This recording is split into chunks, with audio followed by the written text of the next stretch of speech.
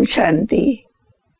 जो अपनी प्यारी मनमोहिनी दीदी, हम सबकी दीदी, हम सबकी प्राण प्यारी महान दीदी, जो जिनके प्राण बाबा के समान, स्वयं बाबा सदा उनके साथ रहते थे, ऐसा हमें अनुभव होता था।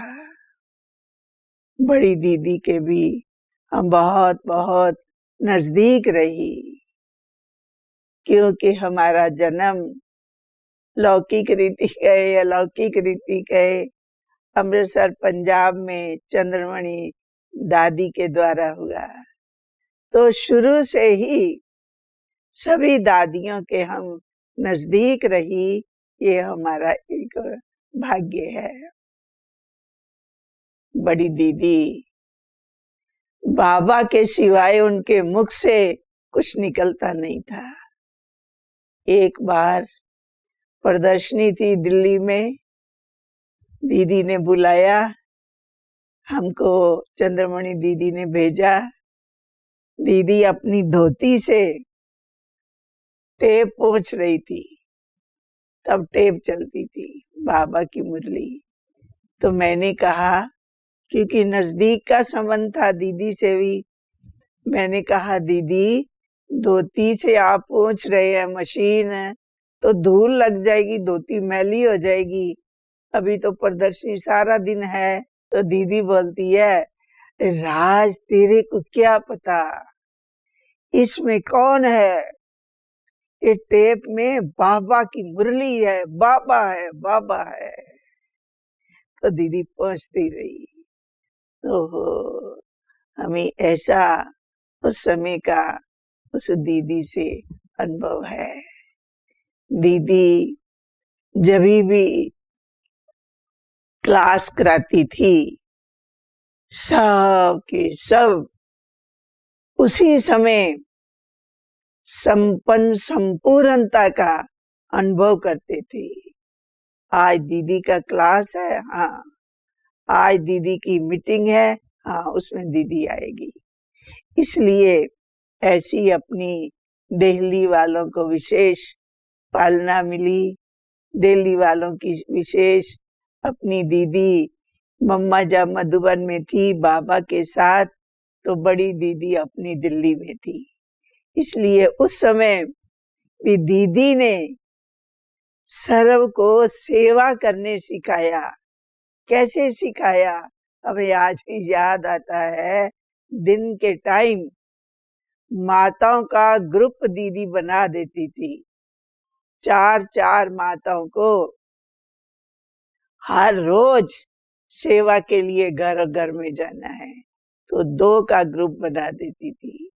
2 उनके पास छाता होना चाहिए, घड़ी होनी चाहिए, पर्स होना चाहिए जिसमें लिटरेचर होना चाहिए। तो दोनों ग्रुप जो थे वो दोपहर के टाइम माताएं सेवा में जाती थी, क्योंकि सुबह शाम माताओं को घर देखना है, बच्चे देखने हैं, दिन में फ्री है तो सेवा में टाइम देना है।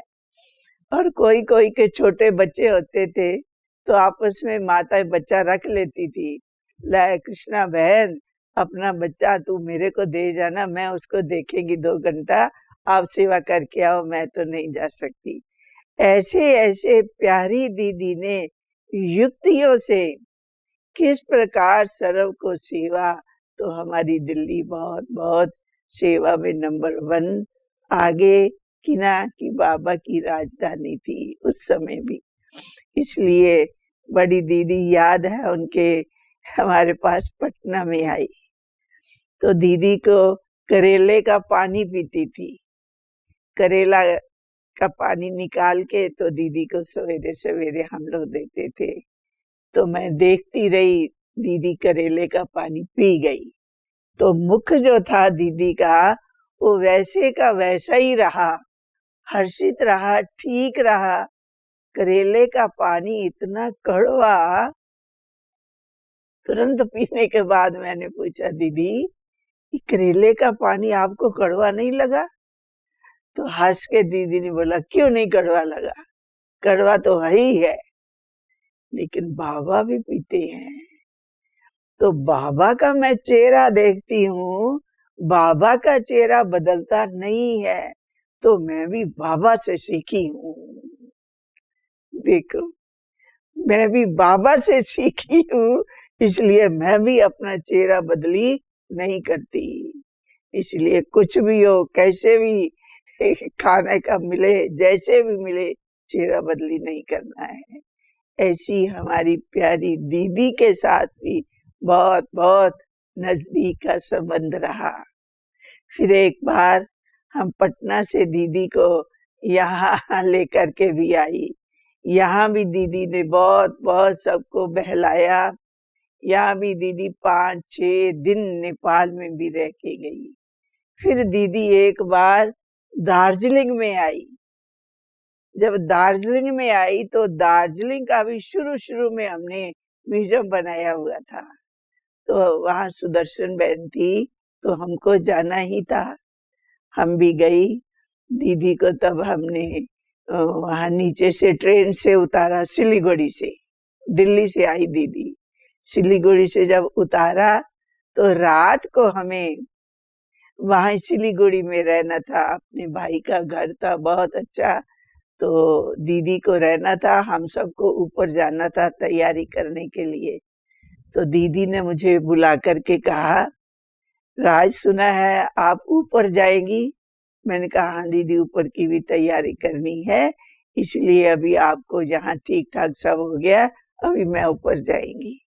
दीदी ने बोला, नहीं राज, आप हमको छोड़ के मत जा, हमारे साथ ही रहना होगा, हमको साथ ही कल लेके जाना होगा।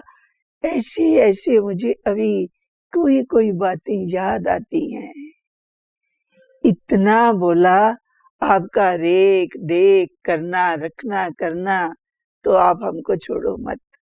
आज वो वरदान के रूप में प्यारे दीदियों ने, दादियों ने हमें दिए हुए हैं। फेरी ऊपर गए, दार्जिलिंग गए, वहाँ बहुत बड़े बड़े कार्यक्रम रखे। फिर 4 दिन के बाद मुझे काठमांडू लौटना था। फिर दीदी से पूछा, तो दीदी ने बोला, राज आप नहीं जा सकती, आप हमको ट्रेन में बिठा करके जाना। तो आज वो फिर दिन प्यारी दीदी के याद आती है। दीदी में इतनी परख शक्ति, निर्णय शक्ति, बाप दादा को तो है ही है, दादियों का भी जो हुक्म, जहां बिठाए, जैसे बिठाए, जो खिलाए, स्वाभाविक ऐसा था। इसलिए बहुत बहुत प्यारी दीदी का भी जाना किस प्रकार अचानक हुआ। उससे पहले भी दीदी की तबीयत खराब थी, थोड़े दिन दिल्ली रजौरी में रही, उसमें पांडव भवन में, तो हम दीदी को देखने के लिए गए। तो दीदी बहुत प्यार से बातचीत कर रही है, लेकिन तबीयत दीदी की थोड़ा खराब थी। तो दीदी, आपका चेहरा हर्षित मुख है, तबीयत आपकी ऐसी है। तो बोला, मैं खेलती रहती हूँ। तो हमको भी लगा, ध्यान से सुनने लगी। दादी को कोई खिलौने लाके शायद दिए होंगे। तो दीदी, खेलते रहते हैं आप? बोला, हाँ मैं खेलती रहती हूँ। दीदी, किससे खेलते रहते हैं? बोली, मैं ड्रामा से खेलती रहती हूँ। ड्रामा मेरी जीवन में एक खिलौना है, इसलिए तबीयत का मेरे पर असर नहीं होता है। ड्रामा ऐसी ऐसी दीदी के पास पॉइंट होती थी, जैसे दीदी स्वयं अचल अडोल।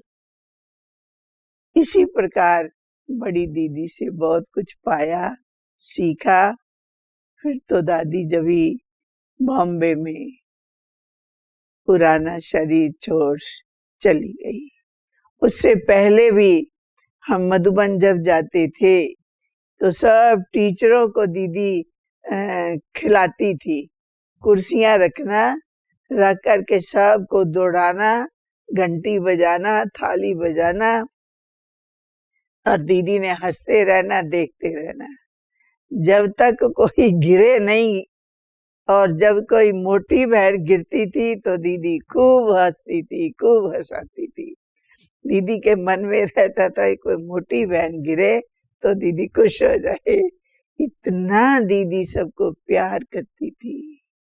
बाबा के जाने के बाद दीदी ने इतने सबको, दादी दीदी ने दिल को जीता। ओहो, ऐसी प्यारी दीदी जो दिल्ली क्या सब प्रकार से चारों तरफ इन दादियों ने, दीदियों ने हम सबको पालना दी, आगे बढ़ाया, बिठाया, किया, उन्नति प्रगति सदा बड़ी दीदी के मन के भीतर हर एक आत्मा के प्रति शुभ भावना, शुभकामना, परख, निर्णय, राइट, रॉन्ग सब दादियां जानती थी, विशेष दीदी भी जानती थी। इसलिए ऐसे समय पर अपनी दीदी भी बहुत बहुत याद आ रही है। हमारे दिल्ली निवासी विशेष बहुत बहुत भाग्यशाली हैं। ऐसे समय पर अपनी दीदियां स्वाभाविक, मम्मा सभी धीरे धीरे याद आ ही रहे हैं, आते ही रहते हैं, सदैव याद रहेंगे। सदैव ऐसे फरिश्तों के रूप में हम सबका भी वतन में इंतजार कर रहे हैं। हमें भी संपन्न संपूर्ण फरिश्ता बनना है। ओम शांति।